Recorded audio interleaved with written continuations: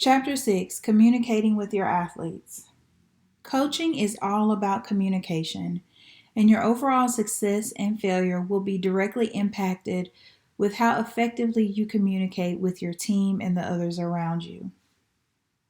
During this lesson, we'll talk briefly about communication problems as they relate to the coaching profession, how to improve your communication skills, and finally, we'll touch briefly on athletes and communicating with social media.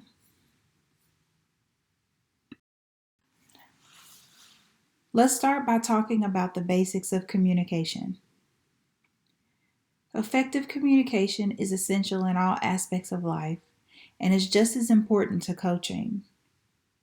Teamwork, or the breakdown of your teamwork, is going to be directly impacted by the way that you communicate, not only with your athletes, but with your coaching staff, your parents that you deal with, administrators, and finally the fans. So this lesson is going to focus on the coach to athlete communication because that's where the basics really begin. If you're unable to effectively communicate, you'll find that failure in your sport is highly likely.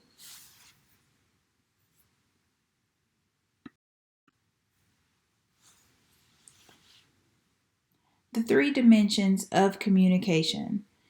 So the text breaks down communications into 3 dimensions.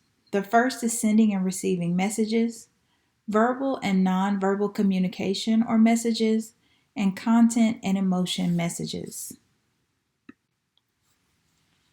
Sending and receiving messages relates to direct communication, and it makes sure to emphasize the fact that you must be able to speak to your athletes and communicate effectively, but also listen to your athletes. You can't just talk and coach and preach at a group of athletes or a staff member or administrators and expect to have a high level of communication or even have effective communication with that group of individuals. Verbal and nonverbal communication or messaging. 70% of our communication is nonverbal. It's body language. It's the way that we approach a person. It's the eye contact that we make. It's the faces that we make. And what we do is just as important as what we say. As a coach, you must be aware of your nonverbal actions. Again, that's your body position, your facial expressions, and your gestures. Even the way that you talk with your hands, those can be key factors in communication.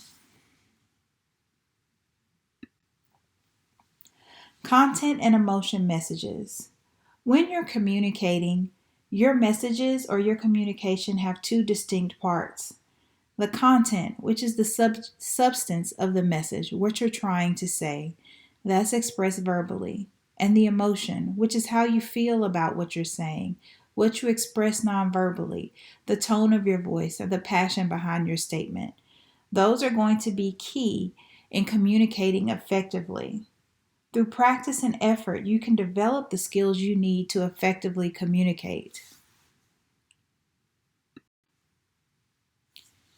Sometimes communication can be ineffective, and it's not always one person's fault. The figure in this slide is figure 6.1, which is on page 86. Communication problems are more likely to occur when you're in a stressful situation, when a person is passionate about the subject, or when the outcome is very important. That's going to happen a lot when you're dealing with coaching and most any type of leadership. It's important to note that the intentions can be lost in the emotions, so it's important to review and reflect on how you approach a situation. Ineffective communication is not always the fault of the coach or leader. It can also be affected by the state of mind or attitude of the athletes involved. You can't control other people's reactions or the way that they receive a message you're trying to communicate, but you can control how you deliver your message through content and emotion, which I referenced on the previous slide. Being aware of your body language and your tone of voice and the things that you say, the words that you use, are going to have direct impact on the effectiveness of your communication.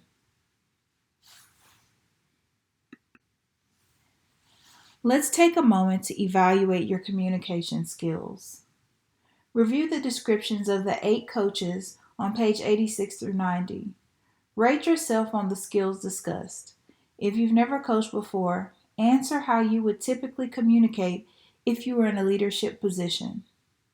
After you've rated yourself, review the textbook strategies and develop each of these communication skills to the best of your ability. We're going to come back to these later. How coaching style influences communication. If you remember in previous chapters, we talked about the 3 types of coaches: command style, submissive style, and cooperative style. This style of coaching also directly influences the style of communication that a coach may have. In revisiting these 3 styles, we'll first talk about the command style approach, where communication is a competition. You're trying to have the last word. You're talking over your athletes or your assistants, or even parents and fans.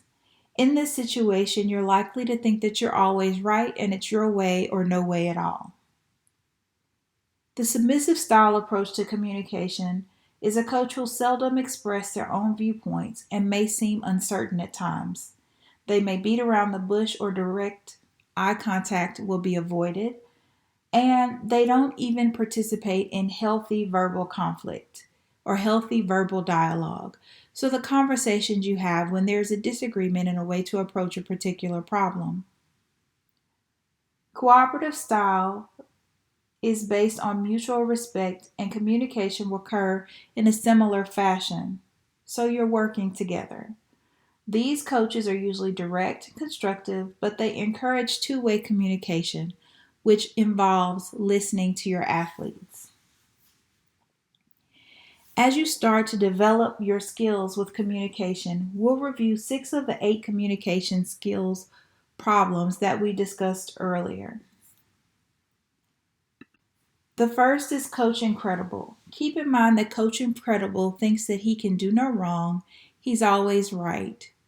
He doesn't take the time to earn his credibility. You have to be honest about your experiences with your athletes. Your credibility is one of the most important elements in communicating with them.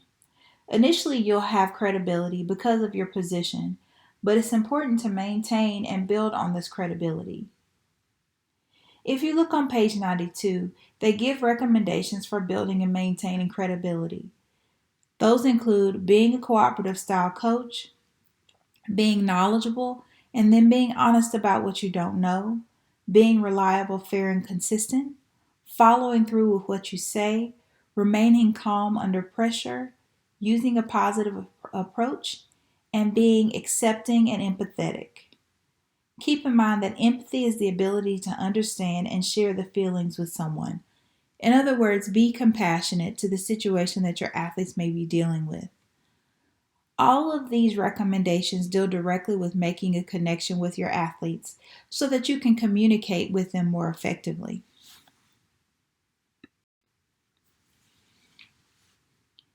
Next is taking a positive approach. If you'll recall, the text referred to Coach Naysayer as one who never had anything positive to say.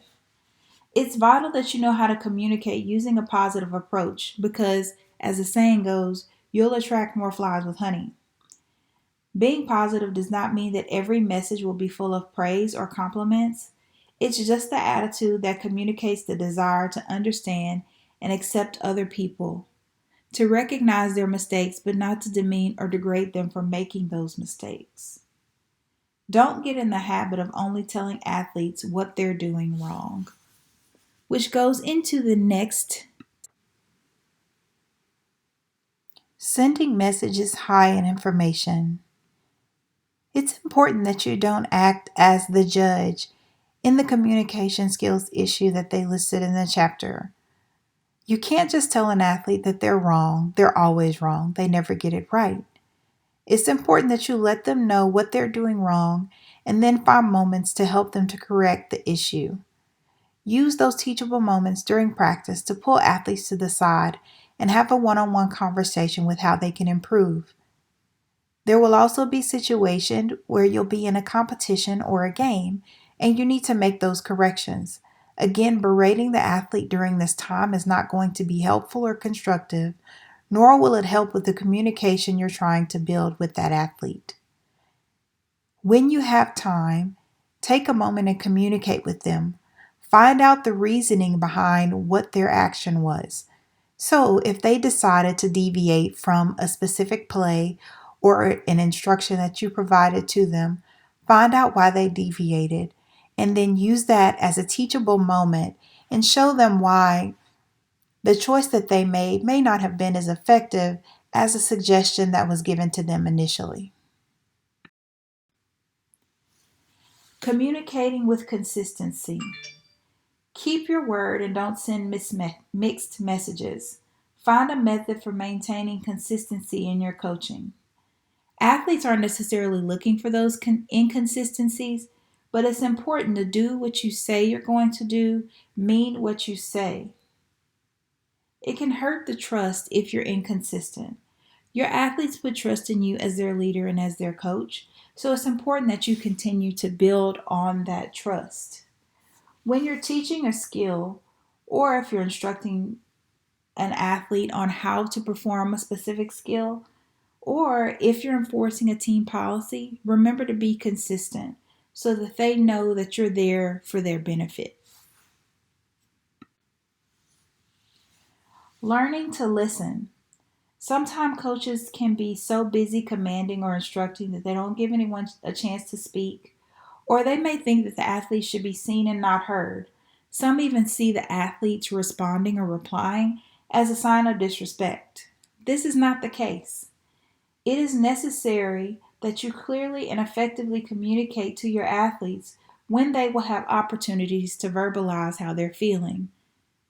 So, when you remove them from competition, the sideline may not be the time for dialogue, but give the athlete the opportunity to communicate with you how they were feeling or why they reacted to a particular situation in the way that they did. Create a climate where athletes are allowed to ask questions without fear of reprimand or ridicule. So don't make fun of them for not knowing or not being as good at a particular skill. And also don't degrade them or yell at them or berate them for asking a simple question. They're not questioning your authority, they just want to have a clearer understanding. Remember that you should listen to hear and not to respond. When an athlete, or if you have a member of your coaching staff or any other person you're interacting with, speaks to you or tries to communicate with you, take the time to actually listen actively. Don't listen or pretend to listen while all the while thinking of what you're going to say in response. Improving your nonverbal communication. Again, nonverbal communication involves your body language, your body position, and your voice characteristics, which is similar to your tone of voice. It is necessary that you let people know not only how you're feeling by verbalizing it, but by also using appropriate gestures and actions to show them what you're trying to communicate. Recognize the importance of nonverbal messages. Every action, from the way that you walk, your hand gestures, or how you approach others, will convey your attitude about sportsmanship and your attitude about other people. Lead your athletes in a direction that you would like for them to follow.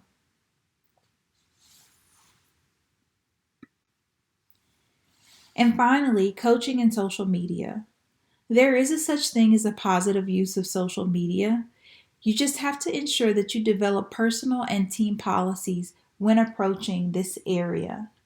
Be aware of how social media can impact not only the image and program you're trying to build, but your team morale. Everything isn't always going to be unicorn and rainbows with your team, but your influence is greater than you know. Remember to maintain a level of professionalism in your communication, be it one on one or through social media posts. You're a role model and an influencer beyond your control, beyond what you desire. And so it's important that you effectively communicate the team policies that you wish to follow when it comes to social media. Using a website, a Facebook group, a GroupMe, or a Remind is a great way to utilize social media. It's not just a personal platform, and it can be a very effective way for you to connect with your athletes. Remember that effective communication requires mutual respect. So if you decide to engage with your athletes on social media, keep in mind that their opinions may not always be the same as yours.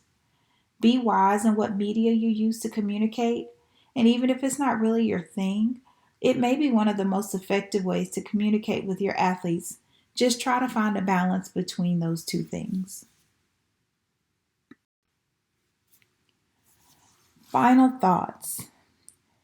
Again, coaching is all about communication. And if you want to be a successful coach, you have to master the skill of communicating effectively in countless situations.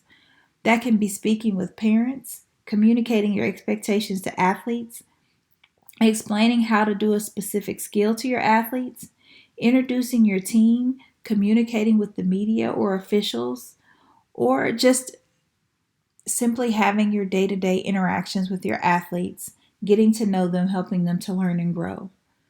That effective communication is just as important as communicating in a marriage, communicating with parenting, communicating in areas of your career outside of coaching your actual sport.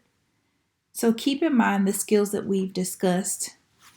If you have additional questions, there are plenty of resources online for learning to communicate effectively and learning different strategies that are going to help you identify the areas that you may be weaker in. If you have any questions about this area, feel free to contact me and I'll be happy to get you connected with additional resources.